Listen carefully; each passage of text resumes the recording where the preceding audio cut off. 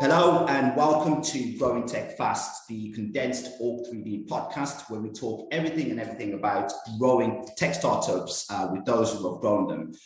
Today, I'm very delighted and excited to be joined by Eric Martin, who is the head of sales for Vanta, an innovative cybersecurity tech company that are literally crushing the market today and experiencing huge periods of growth. Eric, it's a pleasure to have you on the pod today. Lionel, pleasure as well. Thanks for having me. Fantastic. For the benefit of the listeners today, Eric, perhaps we should kick off just with a nice open question, one I ask everybody I speak to on this podcast. Tell us about your journey. How did it all start to get to where you are today? Yeah, it's a great question. First off, thanks again for having me. This is fun. Let's see. It's funny. I talk to folks all day, every day, internally, externally, candidates, customers, partners, etc. And somehow or another, like one's journey to where they are, like comes up more often than not. More often than not, everyone has a very unique journey. I don't know how unique mine is, but I'll give a little bit of context. So my background is actually in engineering. So I have 2 engineering degrees. And coming out of my second engineering degree, I actually first took a dive into the world of entrepreneurship. Tried to start 2 companies of my own. I say try. I did. Neither of them panned out. Certainly learned a lot. Feel really lucky to have been in the Bay Area kind of when I was kind of working on those businesses, where the ecosystem was and still is just so supportive of kind of risk takers and folks who have ideas and want to bring them to life. Coming out of the second attempt there, I'll call it, any number of my advisors and investors said, hey, look, like if you want to be a CEO again one day, every CEO needs to be a good salesperson. You know, they said, you're such a people person. We think you'd be really good at this, but it's going to be very humbling. And so I kind of took their advice, and humbling was an understatement. I went from kind of being a startup CEO to an SDR, where I was all of a sudden getting paid to cold call and send cold emails and, you know, figure out how to get that first yes. And that was, I think almost 8 years ago. And honestly, it's been like this whole sales thing has been nothing but kind of brought me a ton of joy. And, you know, I've had a ton of success. I feel very fortunate. I spent my first 2 roles as an SDR and a BDR. And I should say I worked up the ranks just as kind of everyone on my team has, which is starting as an SDR, then a BDR, then an AE. And until I found my way here to Vanta. The first 2 startups that I was at were acquired by public companies, the first by Elastic and the latter by Oracle. And coming out of that experience, that acquisition experience with Oracle, I wasn't quite ready to start another company, but I wanted to get, you know, as close to that as I could. And that felt like joining a company as their first kind of go-to-market sales hire. And, you know, San Francisco is a small place. When you kind of communicate that you're a free agent and you're interested in kind of adopting or taking on that kind of first sales hire role, conversations come out of the woodworks for you. And so it's crazy. Time flies. I've been at Vanta now 3 years. I think I was employee 7 or 8. And we're now, I think, 250 people. Wow. That's a very interesting journey. You know, it's one that's definitely unique in terms of my experience. You know, you've gone from being a CEO and right down, and you know, it's quite interesting that, you know, that advice you were given at that period of time, you took it, even though it was a very humbling experience, I'm sure. But that's led you into a fantastic position now with Vanta, a terrific company, great culture from what I've researched before this podcast recording. What made you join Vanta? Yeah, it's a good question. I'll tell you what it wasn't. It wasn't the company's website. I was on the phone with a friend that worked at a sales placement organization, and she's like, hey, there's this cybersecurity company that's looking for a first hire. They're called Vanta. And like, what's their website? Vanta.com. And so I went, and it was literally a text box a piece of text said security in a box, into your email. So it certainly was not that, but no, what one of the kind of core reasons that I joined was because of our CEO, Christina. I knew very little about the world of security and compliance. Coincidentally, I had just been unable to close a big deal because my previous company didn't have a SOC 2 type 2 report. But it was pretty clear after the first conversation with Christina that like she was a very smart person, and it helped that we had any number of mutual friends who said, hey, this person's an achiever. like whatever she's doing, you should jump on the train. And so I have, and zero regrets 3 years later. Fantastic, fantastic. I'd very much like to come back to, talking about and understanding the Vanta culture, because it seems like it was a very central thing in terms of your decision making to join the company. But I really intrigued by the solution, like that Vanta offer, to have such significant growth in such a short period of time. Two things have got to be going right, from the leadership, but also more importantly, I guess, from the product offering to the market. So can you talk about a little bit about what the solution does and what makes it unique, in today's cybersecurity world? Yeah. So certainly, one of the nice things about Vanta before I dive in is just acknowledging that we've kind of unearthed and created this new need to have category. I don't know that there's an official name for it yet. I call it the category of the cloud compliance category. But for those who are unfamiliar, what we do is we automate different security and compliance frameworks, things like SOC 2, ISO 27001, GDPR, HIPAA, and PCI. And kind of taking a few steps back, what does it mean to automate it? What that means is that we've built software that allows for companies to really streamline the kind of preparation for these audits, as well as kind of the continuous monitoring that is otherwise required via kind of manual or tedious tasks throughout the course of the year. So I'll put it bluntly, if a 30-person startup was to pursue a SOC 2 report before the world of Vanta, it might take them anywhere from 6 to 12 months. It might kind of take anywhere from 150 to 200 hours. That's going to include dozens of interactions with human auditors, capturing hundreds of screenshots. In the Vanta world, we condense that time down to kind of, 40 to 60 hours of work, depending on, the size of the org and the complexity of their systems. And the total time period, down to a couple of months. Not only that, but the unique relationship that we have with CPA firms allows us to kind of not just cut your time, but also cut your costs. And so, as you might imagine, this has been incredibly attractive to kind of early stage cloud-based software companies, and increasingly so interesting to larger cloud-based businesses who may have historic compliance and security programs in place, but would like to find the opportunity to have a second set of eyes and ears more closely monitoring how they're operating. Yeah. Fantastic. I mean, certainly compliance is a huge thing. From my particular background in recruiting, it's always been a big issue. I come from a financial compliance background, and in the UK, that's something that's very, very important for companies to keep abreast of, regardless of size, right? And I guess that cascades nicely into my next question, because from the cybersecurity compliance field, I'd like to understand a little bit more about what are perhaps the immediate threats that companies are faced with that being compliance. Within their cybersecurity, goings about? Yeah, it's a good question. I am by no means a cybersecurity expert. And if you want to sound smart when you're asked questions about compliance, for all those listening, the recommended answer is to say, it depends. Because the reality is that the world of compliance is incredibly nuanced and subjective. And so I'll kind of punt on answering kind of what are the imminent kind of security threats, and more so address why do companies kind of choose to kind of work with Vanta and or pursue a SOC 2 in the first place. And the reason is predominantly for kind of growth reasons, right? So anyone who knows anything about kind of SOC 2 specifically, and to a certain degree ISO and these other frameworks, knows that just because you have one of these audits performed or because you are certified, it doesn't explicitly mean that you're a kind of safer, more secure business.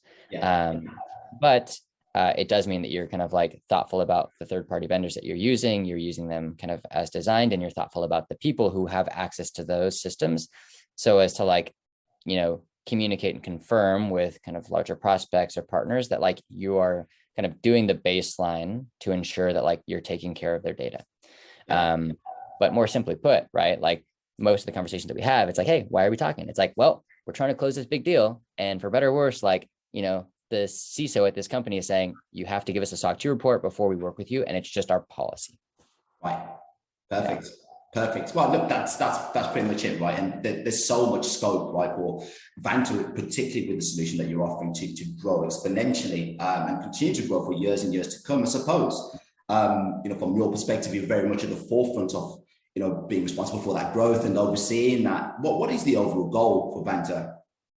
Yeah, I think the overall goal is to, it sounds lofty, but it's to secure the internet, right? And And it's one of those things where we certainly acknowledge that there's a long way to go. We've gone from 0 to, just for 3,000 customers over the last 3 years. We remain kind of like the leaders and the creators of this space, and we feel it's our responsibility to continue pushing the envelope. But yeah, I think, I don't know who came up with it, but I really love the motto that kind of floats around here, which is, come for compliance and stay for security, right? As the Vanta motto. And so it's really exciting to see kind of like how our product continues to evolve to kind of lean into that, and how our customers continue to mature, right? Where like many of these folks have no experience navigating the world of security or compliance when they come to us. They're early stage founders. It just like wasn't something they were responsible for in the past. And that's something they didn't have to consider. So one of the nice things about Vanta is that like historically, it was kind of out of the kind of question for like a larger company to ask a smaller one to present a SOC 2, because they knew how much time and money it would cost and take. And with the emergence of Vanta, not only it's been really fun to see, not only are these larger companies now kind of comfortable insisting on the smaller ones providing them with these kind of annual audits, but now our smaller customers are also just as comfortable asking their smaller vendors to kind of present them with a SOC 2 or an ISO certificate. And so it's really cool. Like the more we grow, kind of like the more the kind of like supply and demand also increase. So yeah, knock on wood, but we're having a lot of fun. Right, so there's so much opportunity, right, from a growth perspective, which is always exciting. And I guess I want to just flip this question back, because I'm really interested about sort of your remit with Vanta. From somebody who recruits for sales talent, it's something that's particular of interest to me. You mentioned your journey right at the start of the conversation, where you had experiences in attempting to grow 2 companies, and that didn't quite work out, and you've gone down the route of sales. So what would you say was the biggest thing you learned there? Because I think you touched upon it very briefly, but just wanted to expand on that. And why is it you become successful in the sales field? What was the particular learning experiences during that early period in your career? Oh my God, there have been 1,000,001 learnings for me, literally just in the last 3 years. Yeah, so I don't know that I can pinpoint like specific learnings, but I will say that, and maybe this is helpful for some of the folks listening, but like, for me, while my background's in engineering, it's in more kind of like traditional engineering, so mechanical engineering, not in the kind of computer science, computer engineering space. Yeah. And so for those listening who kind of like have the ambition of starting a company, right? Like it's easy to underappreciate the value of being able to sell other humans on you and your vision. I certainly, like when I was trying to build these first 2 companies, like was kind of bought in on this idea that like, I'm going to build a product and then the people will come later. I'm going to build a product and like the downloads and the team are going to come later. I think one of the bigger learnings that I've had, and one of the kind of like successes that I've kind of experienced and felt over the last couple of years, is kind of like just having this kind of new confidence in myself that, oh, I now know how to sell other people on me and on another vision, right? And so one of the skills that I continually kind of like work on, and actually very relevant to you all, is recruiting, right? It's recruiting and selling people, because it's all about the people. We'll talk about the kind of the culture piece here in a second, but I think one of the other macro learnings that I've had is that like, hey, like, sometimes the only way to like hit that sales number is to start with butts in seat. And so, it was a tough lesson to learn, just as we've kind of like found ourselves over the years and kind of like, let's call it hiring debt. But it's also been a valuable lesson in that, like, it's to a certain degree correctable. And, we're kind of in a position with the data that we have to that much more confidently kind of pour gas on the fire and say, hey, cool. How many reps do we need? Cool. Let's go do that times 1.5. Right. Yeah. Fantastic. That's also then, you touched upon it, you're just briefly there, culture. The reason you joined, you mentioned Christina, she's had a big saying to yourself, going from 40 people to, the numbers, I think you said 350 people right now. Keeping the culture the same, right, is I would imagine it's very, very crucial for a company that's looking to exponentially grow, right? Because it's a difficult thing to maintain as well. What would you characterize sort of the culture in Vanta as, and why is it so important that you guys keep it so intact? What would you Yeah, it's a good question. So I don't know if every company does this. I know that like every company that I've been at has had like company-wide kind of values or principles. Vanta has gone through a few iterations of that. Actually, like at our company offsite coming up, we're kind of being introduced to the newest set of kind of like Vanta principles. But one of the things that I did from literally day one was I adopted and decided that like our sales team was going to have our own kind of values as well. And I shamelessly borrowed them from my last company, DataFox. The easy moniker to remember those values is EPIC, EPOCH, empathy, professionalism, ownership, constant learning, and humility. Wow. And what we've done on the sales team is we've continued to like adopt those and like hold on to those as our own. And we've, I guess, like how have they kind of like remained top of mind and kind of persisted through the org. One, like we consider these values in interviewing. Two is like we consider these values in kind of process design and creation. So as we're kind of like thinking about, different internal processes for kind of like whether it's kind of go to market, winning deals, talking about competitors, et cetera, like these all present opportunities for us to like reflect back on and make sure that like we're still kind of embracing these values that like have gotten us this far. Yeah. Fantastic. Awesome. And, without obviously revealing maybe too much, but a lot of our listeners are very, very interested in what's next for Vanta, right? What's in the immediate future? Is there anything that you can share with that, giving away too much information about what our followers should keep an eye out for? Yeah, no, I think for us, it's, it's one of those things where we're in this position where, we're very confident of kind of who our ideal customer profile is and how big our TAM is. And, for someone like myself, who's been here for 3 years and 3,000 customers feels like a ton, as we add fresh bodies here and, new leaders across the org, I appreciate every day that, there's still a huge blue ocean out there in front of us. So I think for now, it's kind of like we just kind of continue charting the course and really like, the snowball is moving. It's the sales leadership team's kind of collective responsibility to make sure that it just keeps moving faster.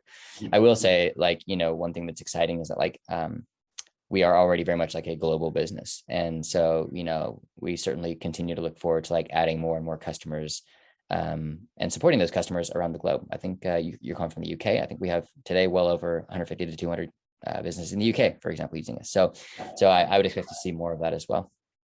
Fantastic. Well, look, I certainly look forward to following that journey, and I'm sure our followers are. It's very, very exciting to see a company that's doing terrific things from a startup. It's a rare thing to see, but it's always exciting when, it always pans out very well. And just to finish off, Eric, it's always a fun question I like to ask at the end of these podcasts. Give me one do and one don't. If you were to advise somebody on the cusp of embarking on a leadership role, either starting a tech company or trying to expand into a sales leadership role, what's one thing that you could advise a budding person on a do and a don't? Yeah, this is like, oh my God, I'm like so biased, and this is all based on kind of like me as a person. But like, if you're in an individual contributor selling role right now, and you have aspirations of kind of going the distance as a sales leader, I highly recommend you do seek out and join a company as their first salesperson, right? Just do it. You'll learn so much if that is it, and you'll learn whether or not that's for you also incredibly quickly. So I would say like, most folks who think about moving into sales leadership, they think about kind of taking the traditional path of kind of like starting as an IC and then promoting from within. And that is a great path. I would challenge folks out there who kind of feel like they want to swing for the fences right away to go join as a first sales hire and see if it's for you. Yeah. A don't. I don't know if a don't immediately comes to mind. Think about this. I don't know that I explicitly have a don't, but I'll kind of like challenge listeners to consider one thing, and that is that like, it's incredibly important that like, as you kind of have different careers or different jobs, that you are aware of kind of what's working about that role, what is not working about that role, what you like, what you don't like, where you felt like you were under promised or over promised. Yeah. And to kind of keep track of those kinds of questions, concerns, feelings, etc. Because the opportunity that we have with every new role that we take or opportunity that we explore is to kind of lean on this stockpile of kind of questions that like we know now matter to us, and questions that we like know we need to ask and get the right answer to before we go take that next opportunity. So while I'm over here saying, go join a company as a first sales hire, like before you go do that, I would ask you to like sit back and like think about like, what are the things that like you wish you had asked this employer and your last employer and the one before that you didn't? And go make sure you ask your next potential future employer those questions and make sure that you get the right answer before you take the leap. Fantastic. Yeah, that's terrific advice, actually. It's one I wasn't expecting, to dive into the deep end and go into, first boots on the ground sales role. It certainly is a daunting aspect of it, but I can certainly see the rewards that will pay off, should that work out. But I really, really do appreciate, that advice to our listeners and, for sharing that story with us, your story, Eric, and the story of Vanta. Is there anything you'd like to close off on today? Oh, I just want to say thanks again to you for reaching out and for taking the time to chat with me today. It's these are fun, and for those listening, this is Lionel's third podcast. I think you did a tremendous job moderating, so kudos to you, brother. Thank you very much, Eric. Well, look, it's been a pleasure, my pleasure, our listeners' pleasure, and thank you for listening at home. And tune in next time for another episode of Growing Tech Fast. Thank you very much. Cheers.